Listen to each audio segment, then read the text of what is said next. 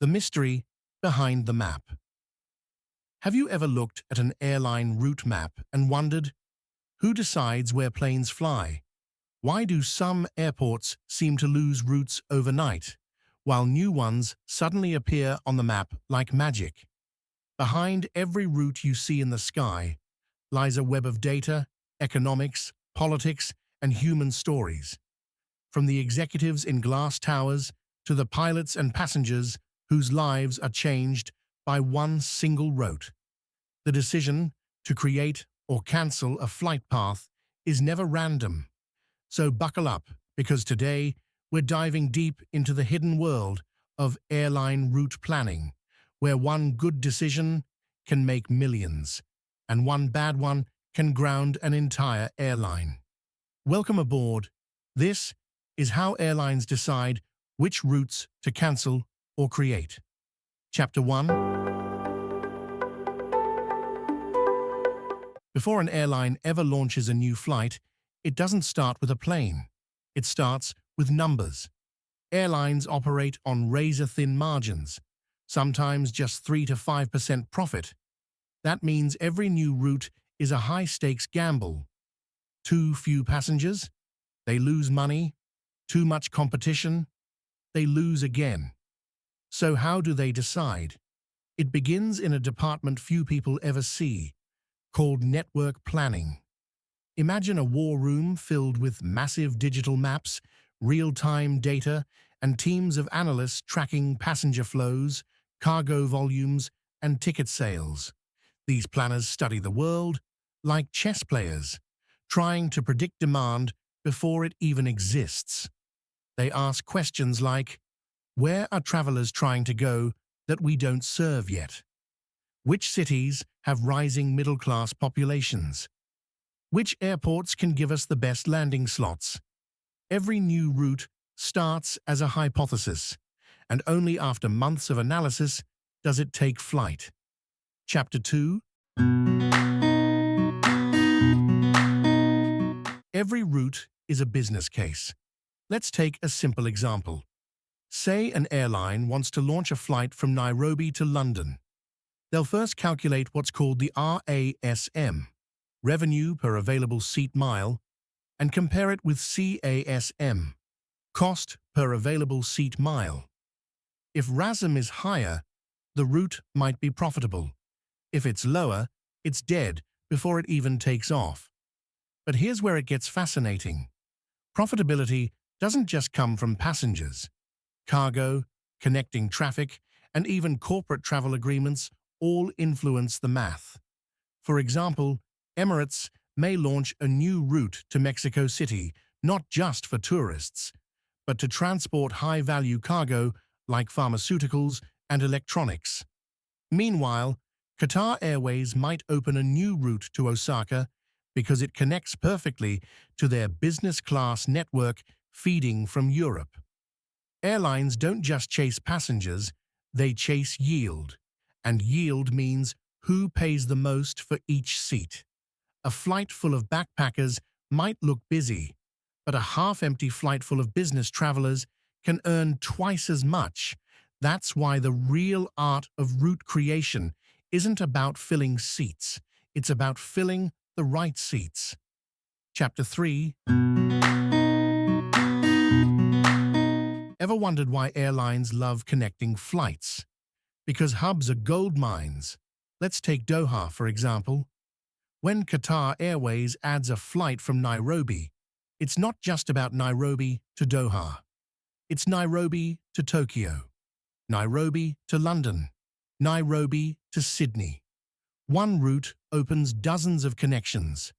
This is called the hub-and-spoke model. Airlines use hubs to feed traffic from small markets into big ones, allowing them to profit even on routes that would otherwise be impossible to fill. And here's the magic. Sometimes a new route isn't profitable on its own, but it strengthens other routes.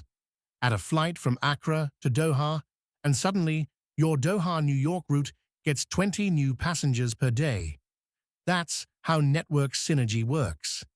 Behind every flight, there's an invisible web of connecting passengers that keeps the entire system alive. Cancel one link, and you might weaken 5 others. That's why route decisions are like a Jenga tower. One wrong move can shake the entire network. Chapter 4.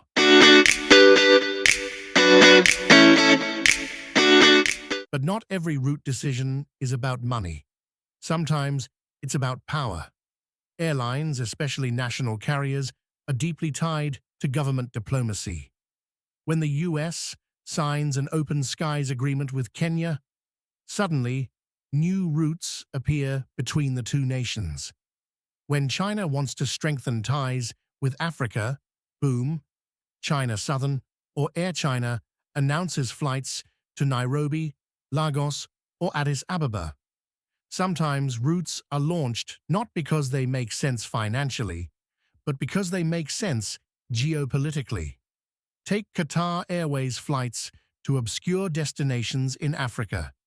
Many of these routes barely break even, but they give Qatar global influence and political goodwill. Or consider Air India and Pakistan International Airlines, where routes have historically been used as diplomatic tools during peace efforts and suspended during tension. So the next time you see a new flight on the map, ask yourself, is it about passengers or politics? Chapter 5. In aviation, competition is warfare, and every new route can be a strategic strike. When Emirates launches a new route, Qatar Airways and Etihad analyze it within hours.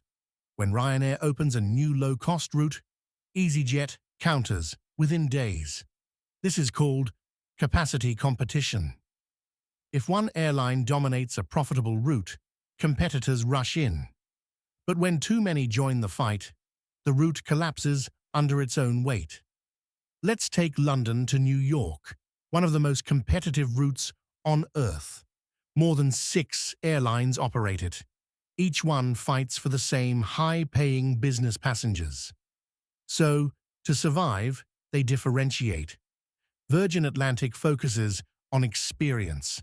British Airways focuses on loyalty programs, and JetBlue disrupts with cheaper business class. But when the profits dry up, weaker players retreat. That's why you might see an airline quietly announce, "We're discontinuing service to X." It's not because the city changed, it's because the economics did.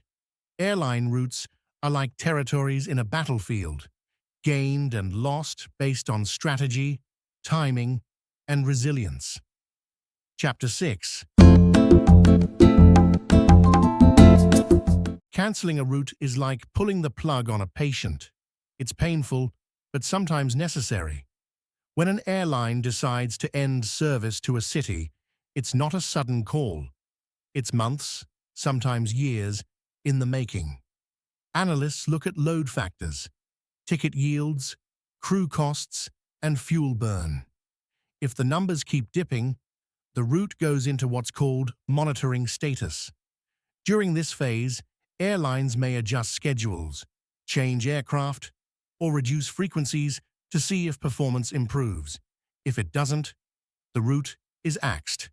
One day, it's there on the booking site. The next day, it's gone.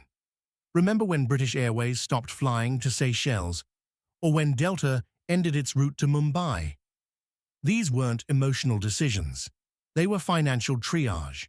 But sometimes, route cancellations reveal something deeper, a shift in global travel patterns. COVID-19 was the ultimate reset button. Airlines cancelled thousands of routes overnight. Some never returned. But from that chaos came new strategies, new priorities, and a realization that no route, no matter how iconic, is too sacred to fall. Chapter 7. Let's flip the story. How does a new route come to life? It usually starts with data and demand. Say analysts at Turkish Airlines notice a surge in passengers connecting between Istanbul and Lusaka. Hundreds of travelers are flying that route through third parties like Qatar or Emirates. That's a red flag, or rather, a golden opportunity. They'll run feasibility studies, checking population, GDP growth, tourism trends, and visa policies. They might even negotiate with Lusaka Airport for reduced landing fees or government incentives. When the numbers look promising, they present the business case to management. Project revenue, aircraft availability, fuel cost, and competitive risk. If approved, the commercial team steps in. Marketing, partnerships, and timing all come into play. Finally, operations verify the practical side. Can the aircraft handle the distance? Is there maintenance support at the destination? Are pilots certified for that airspace? Only after hundreds of checkboxes does the route become official, and the world gets another line on the map. Chapter 8. When a new route launches, it's like a trial marriage. No one knows if it'll work. The first 6 months are critical, the load factor test period. Airlines monitor bookings daily. If seats fill up fast, the route might get upgraded to a larger aircraft. If not, they'll tweak fares, add promotions, or even reroute connections. Airlines also study passenger behavior. Are travelers flying one way? Are they connecting? Do they prefer certain days or times? Every piece of data becomes a clue to survival. For example, when Ethiopian Airlines launched service to Manchester, they quickly realized most passengers weren't British. They were connecting from Africa to the US via Manchester. So they adjusted marketing and schedules to capture that audience. That's the beauty of airline strategy. It's never static. Every day the sky changes, and so do they. Chapter 9. Here's a little-known secret. Airlines don't always choose routes. Sometimes they're invited. Airports around the world compete fiercely for new airlines because one route can inject millions into the local economy. So airports offer incentives, discounted landing fees, marketing support, even cash subsidies. When Qatar Airways launched its Doha-Auckland route, Auckland Airport reduced fees to attract them. When Wizz Air opened in Abu Dhabi, it received tax incentives to promote low-cost tourism. Some governments even pay airlines to open routes to remote regions, not for profit, but for connectivity. This is known as a public service obligation, PSO route, where airlines are paid to keep communities connected. So next time you see a small regional plane flying to a town you've never heard of, chances are it's being supported to exist. Chapter 10. Sometimes, airlines don't need to create routes. They borrow them. Through code-share agreements and alliances like Star Alliance, Oneworld, and SkyTeam, airlines can sell tickets on each other's flights, effectively expanding their network without buying a single plane. For example, you can buy a Kenya Airways ticket to Los Angeles, even though Kenya Airways doesn't fly there. Your connection through Delta or KLM makes it possible. This is a powerful strategy. Expand presence, minimize cost, and reduce risk. It's like Airbnb for airlines. Instead of building new properties, they share existing ones. Chapter 11. Some routes become more than just flights. They become symbols. Singapore to New York, Doha to Auckland, Sydney to London. These ultra-long-haul routes push technology, endurance, and human limits. But they're also massive branding tools.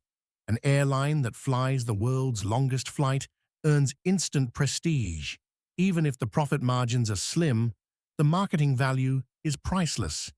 That's why Singapore Airlines spent years perfecting its non-stop New York route using the fuel-efficient A350. For them, it wasn't just a flight, it was proof of excellence. So sometimes airlines keep routes not for profit, but for prestige. Chapter 12. Every route connects more than just airports. It connects people. When a route is cancelled, it's not just about data disappearing from a spreadsheet. It's about families who can no longer travel easily, business owners who lose access to trade, and employees, pilots, cabin crew, and ground staff whose jobs vanish overnight. Every new route, on the other hand, brings opportunity, new jobs, tourism, cultural exchange, and global connection. That's why airlines treat route planning like heart surgery. They're not just moving planes, they're moving lives. Chapter 13. The future of route planning is becoming smarter, faster, and more data-driven than ever before. Artificial intelligence is now analyzing social media trends, search data, and even weather patterns to predict where passengers want to fly next. Machine learning can simulate thousands of route combinations, predicting not just demand, but how long that demand will last.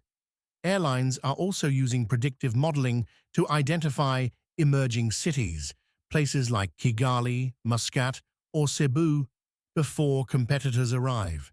It's no longer about guessing, it's about knowing before the world catches on.